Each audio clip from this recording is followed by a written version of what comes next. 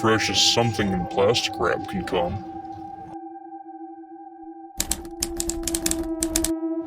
In boxes, usually pre-cut in plastic.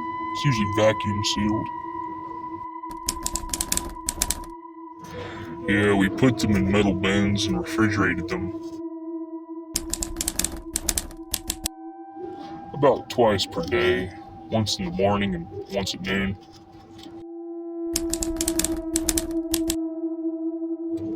Like, we wipe stuff down and wash our hands, but that's really about it.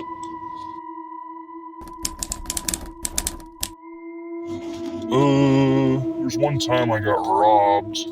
I've dealt with multiple crackheads that decided to sleep in the store. No, I got paid $8.50 an hour to do manager's work and all the things I just talked about. No. Jersey Mike's on top.